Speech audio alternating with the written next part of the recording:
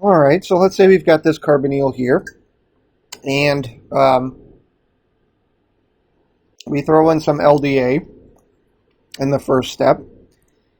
And you remember the whole point of LDA, it's going to deprotonate our alpha hydrogen there and form an enolate. Of course, this is an equilibrium, and we know which one's preferred and all that kind of stuff, blah, blah, blah, blah, blah, right? But just for argument's sake, right, we prefer we establish an equilibrium with the enolate here. And then let's say we throw in, a primary alkyl halide. Now, at this point in your organic careers, when you see a primary alkyl halide, there should be an immediate thought coming to mind about SN2 reactions, and in fact, that's what's going to happen here, right? So we've got a good leaving group. It's at a primary position. Let's use black, I guess. All right. Okay. And so then our product is going to be, see, this is black. This is going to be black to red. Okay. Very nice. So now we can throw an alkyl group to the alpha position of a carbonyl group. Okay.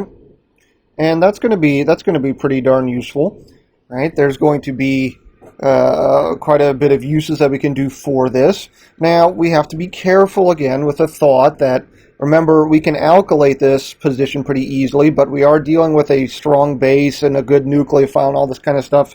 So there is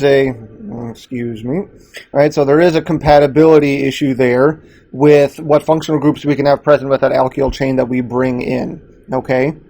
But this is extremely useful. Now we can, put an alkyl chain alpha to a carbonyl. Very nice. But, right, so I'm going to just redraw this exact product down here, except sans all the colors, because it takes forever to draw all those. So let's say that we've got this guy here now.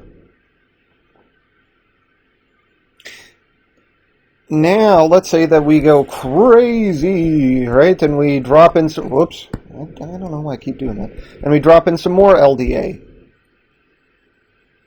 Now we've got a problem, right? Well, not a problem, but just something we have to consider.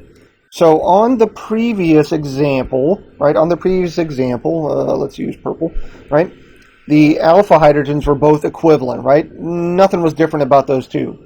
So the LDA was going to come in and deprotonate one of those, and it doesn't really matter, right? Here, right, and in this example here, now we've got two different alpha hydrogens. And so here's where we have to play a little bit of a game. Now, we have to remember what LDA is, right? And LDA is the lithium diisopropyl amide, which is a really strong bulky base. Now, you guys should be familiar with bulky bases, right? Because we talked about T-butoxide, right? And remember with T-butoxide, right, there was a big steric concern. And so we could use things like T-butoxide to make less substituted alkenes, right? The elimination products. Because, right, these bulky bases couldn't easily get to more substituted hydrogens. It's easier for these bulky bases to get to the purple position there than it is to the black. And so if we throw in some LDA, right, what we would get, let's just draw this, let's do green here just for emphasis sake, right? We would form this enolate at the beginning, okay? At the beginning. This would be a kinetic product. AKA, this would be the fastest product to form because, right, it's easier for the bulky base to get to that purple position, deprotonate, and form that negative charge. The more stable product, at least at the beginning, right, the more stable product would be this. Now, eventually, right, we could go from one to the other with a series of tautomerizations and all this kind of stuff, right? This is our thermodynamic product.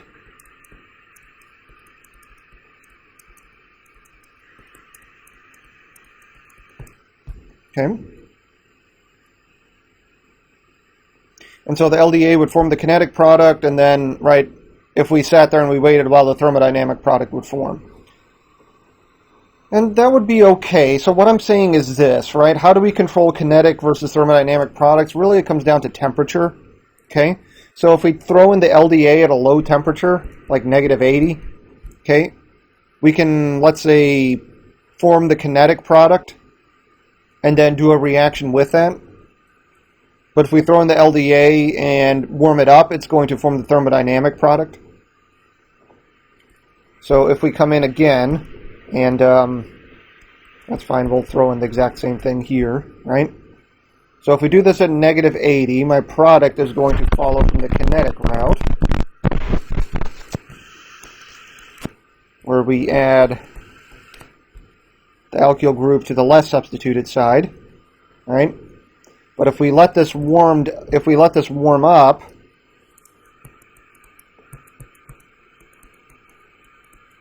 then we would add that second alkyl group to the same carbon there.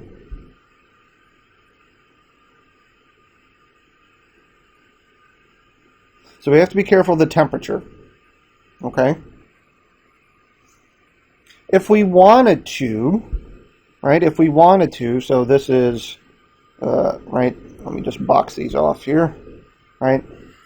Thermodynamic product, higher temp.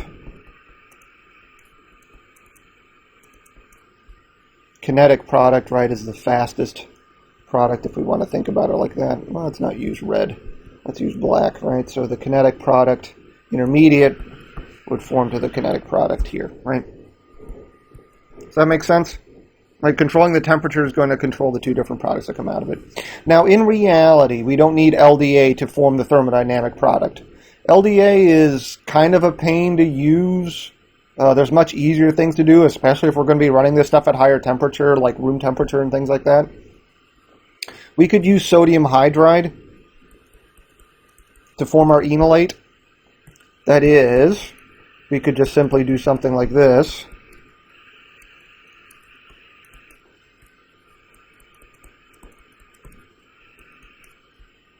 And then throw in our alkyl chain. And that would lead to our product here also. Sodium hydride is a, my goodness, all right. Sodium hydride is a weaker base, right? And it's a less bulky base, so it's going to form the thermodynamic product, especially since we run this at a higher temperature, and then we can just do that there, right? Sodium hydride is much easier to handle also. All right, let me go answer some of these emails. I'll be right back. All right, here we are. So back to this idea here, right? So we can control, based off of temperature and this kind of things, but there's another way of doing this, which in some ways offers a better solution, or let's say perhaps a more mild solution, because if we think about it, let me scroll back up here, LDA and sodium hydride are both strong bases, right? And sodium hydride's a fair nucleophile in some cases, so it can cause some problems with other functional groups. And so what we can do then is something called a Stork reaction, or sometimes referred to as a Stork reaction. And here's what a Stork... Wow. Let me try and write that. Okay. So a Stork reaction works like this. So if we go back to our buddy that we've been dealing with all along. Okay. And we first put in some kind of secondary amine. And often...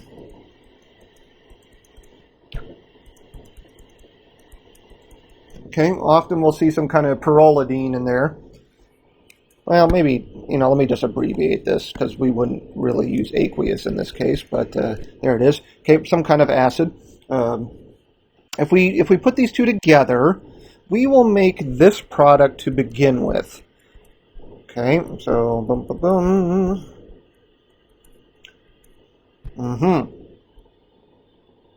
So this is an ene, okay, amine. So right there's our amine, right, and then we'll do this in green here. There's our ene, right? So our enamine. Now this shouldn't be all that surprising to you guys, and you guys should be able to figure out the mechanism to form this enamine. If not, it's in the book. It tells you there, right? But it'd be good practice if you guys can figure out the mechanism how to get to this product here. It's very similar to the shift base, except for, remember, with the shift base we have to deal with a primary amine. Here we have to deal with secondary amines, okay? And so we make this product here, right, this enamine. Who cares, you might say? What's the point? What's going on? Well, remember, right? Remember, if we go back and we color code some stuff here, right? Let's make this purple, and that's purple here. If we come back here for a minute, and we LDA it up, okay, then, right, one of our resonance forms is going to put a negative charge at that alpha position, okay? So watch. Here's our enamine. Okay.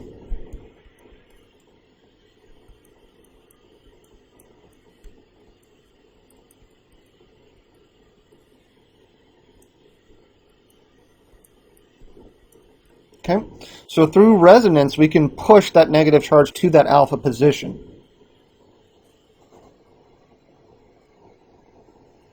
Right, and so with that, right, we can start to do some alkylation at those alpha positions there. Okay.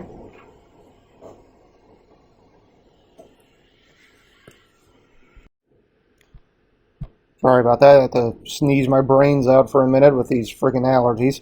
But anyway, so in both cases with the enamine and the LDA down there at the bottom, right, we put a negative charge on that alpha position.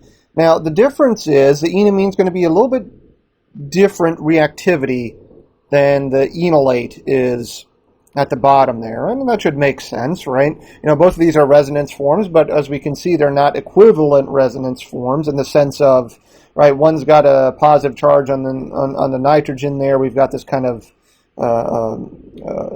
you know, salt that's going on up here, and then the enolate here, right, we just have that negative charge that we're shifting around. So the strength of that negative is a little bit different, right?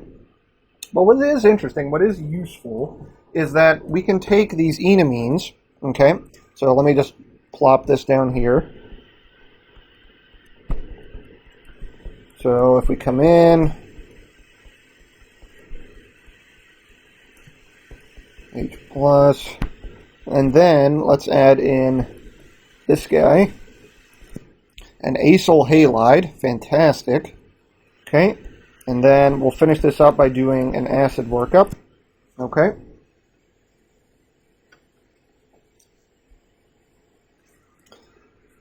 Let me do this in green, just so I can come back and talk about it in a minute.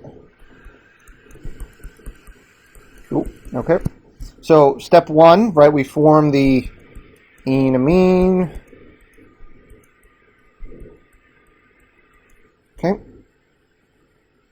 And truthfully, if we wanted to, we could kind of isolate this in some cases, right? Step two, right? Step two, right, we open the door, close the door, kick off that, right? So